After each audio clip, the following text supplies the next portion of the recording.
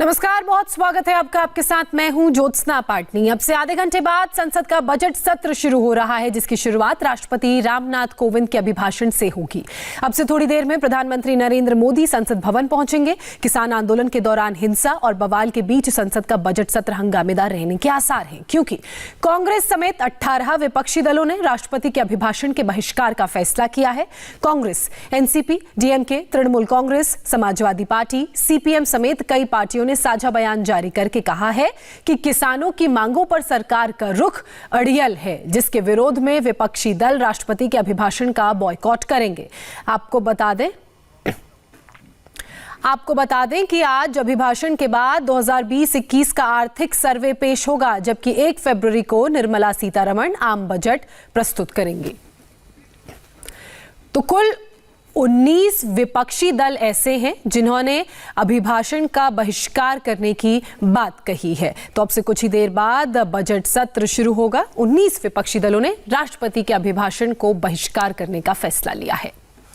अब आपको बताते हैं कि राष्ट्रपति रामनाथ कोविंद के अभिभाषण का किन 19 दलों ने बहिष्कार करने का फैसला लिया है। इन पार्टियों की बात करें तो ये पार्टियां हैं Congress, NCP, Akali Dal, TMC, Shiv Sena, Samajwadi party, RJD, CPI, CPM, DMK, PDP, Aam Aadmi party के अलावा नेशनल कॉन्फ्रेंस भी शामिल है। इसके अलावा आरएसपी, इंडियन यूनियन मुस्लिम लीग और एमडीएमके, केरल कांग्रेस और एआईयूडीएफ, ये 19 ऐसे दल हैं जिन्होंने राष्ट्रपति के अभिभाषण को बहिष्कार उसका करने का फैसला लिया है। कांग्रेस की अगुवाई में कल विपक्षी दलों की बैठक हुई, जिसमें अभिभाषण के बहिष्कार का फैसला लिया गया। बैठक के बाद कांग्रेस नेता आनंद शर्मा ने कहा कि सरकार राजहट पर अड़ी है। गिरिराज सिंह ने विपक्ष पर पलटवार किया और कहा कि यह राष्ट्रपति का अपमान है।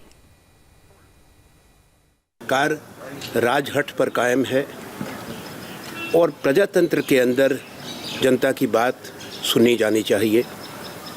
हमने सरकार को पहले भी कहा था कि ये स्टैंडिंग कमेटी को भेज दिया जाए, इसकी जांच परख हो, राज्यों से सलाह की जाए, पर सारे जो नियम हैं संसद के, उनका उल्लंघन करते हुए, परंपराओं को तोड़ते हुए सरकार ने ये बिल थोपे हैं।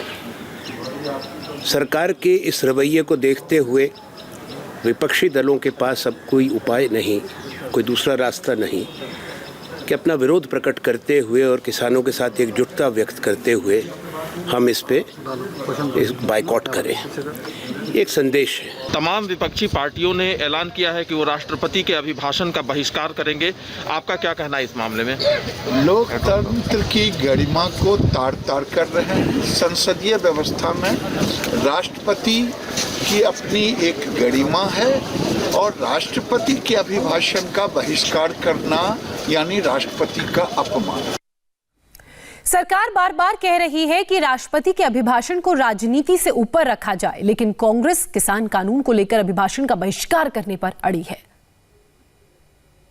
माननीय राष्ट्रपति का जो भाषण है सेंट्रल हॉल में, उसको बायकॉट किया और उसका सबसे बड़ा कारण है कि इस सरकार ने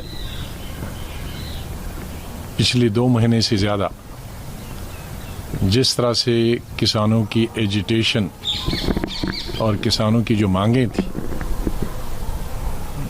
जो सरकार ने पार्लियामेंट में बिल लाए थे, जिसमें विपक्ष चाहे वो लोकसभा में हो या राज्यसभा में हो, उनकी मर्जी के बगैर जबरदस्ती ये बिल पास किए थे। देखिए, बजट सत्र में राष्ट्रपति जी का अभिभाषण होता है जॉइंट सेशन में, उसके बाद बजट पेश होता है, उसके बाद राष्ट्रपति जी का जो अभिभाषण है उस पर चर्चा शुरू होती है, प्रधानमंत्री जी के द्वारा रिप्लाई दी जाती है, उसके बाद बजट पे चर्चा शुरू होती है और फाइनेंस मिनिस्टर के द्वारा रिप्लाई दी जाती है। यही पहले पार्ट में अधिकतर यही होता है।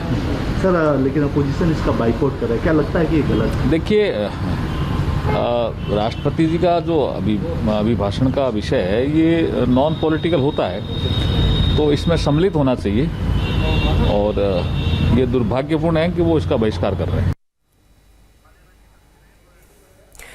संसद की तस्वीरें आप देख रहे हैं। आपको बता दें कि बजट सत्र की शुरुआत आज